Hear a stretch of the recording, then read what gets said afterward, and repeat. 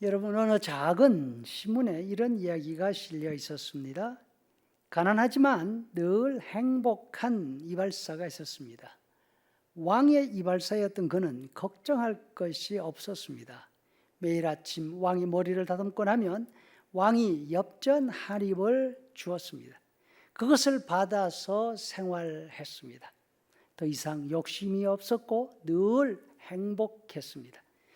그 모습을 보고 있던 왕이 샘이 났습니다.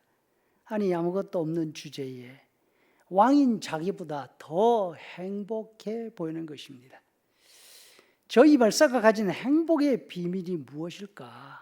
나는 위대한 왕이지만 저만큼 행복하지는 못하지 않나.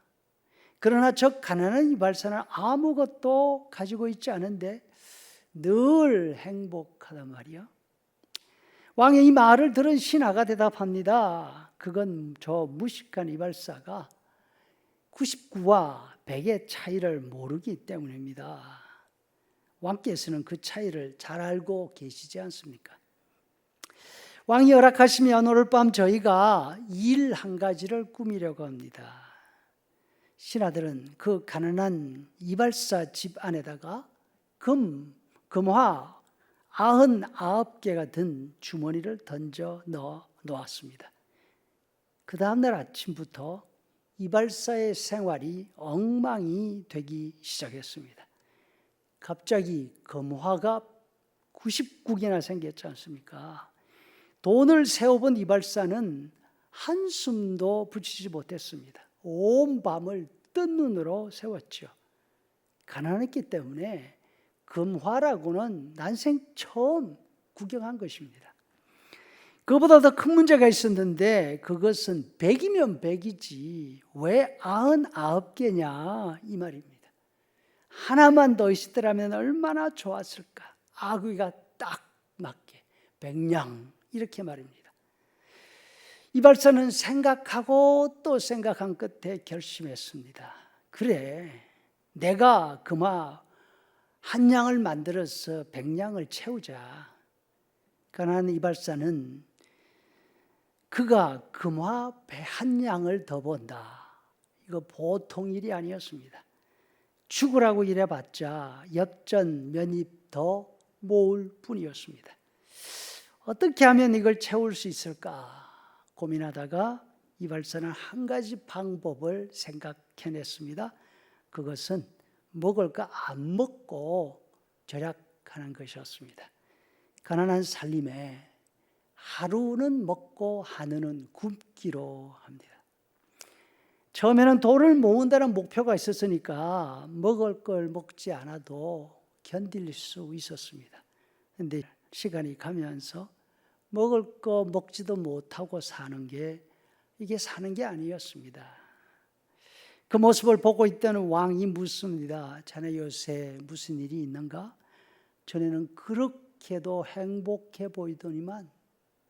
이발사가 대답합니다. 왕이시여, 저도 이제 99개와 100개의 차이를 알게 되었습니다.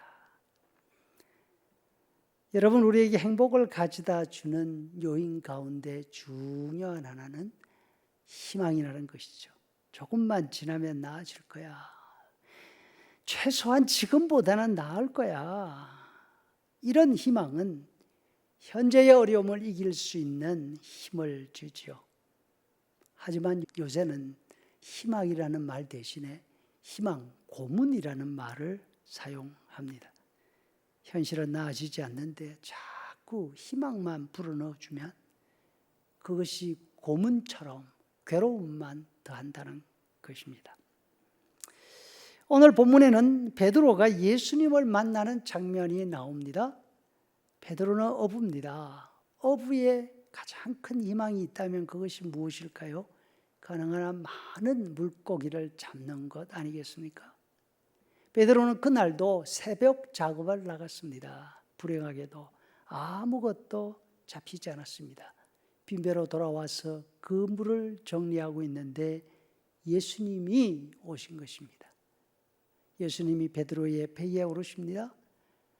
다시 바다 깊은 곳으로 배를 몰고 가십시오. 그리고 그물을 내리십시오. 베드로가 그대로 합니다. 놀랍게도 그물이 찢어질 정도의 물고기가 잡혔습니다. 예수님 덕분에 베드로는 소원이 한꺼번에 다 이루어지고 말았습니다. 그런데 베드로의 행동이 이상합니다. 예수님 앞에 엎드려서 이렇게 말합니다. 선생님, 나를 떠나 주십시오. 저는 선생님 같은 분 곁에 있을 그런 그릇이 되지를 못합니다. 예수님이 말씀하십니다. 아닙니다. 난 당신이 필요합니다. 당신이 나를 위해서 일을 해 주기를 바랍니다.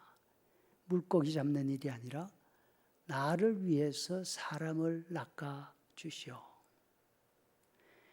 예수님의 말씀을 들은 베드로는 잡은 물고기는 물론 자신의 전 재산인 100까지 버려두고 예수님을 따라갑니다.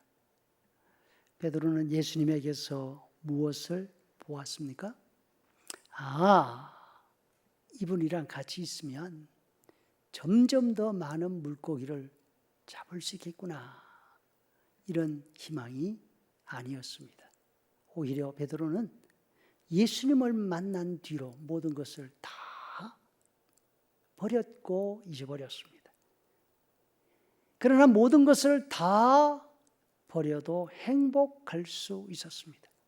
왜냐하면 자신의 꿈을 이루는 것보다 더 보람 있는 일을 발견했기 때문입니다.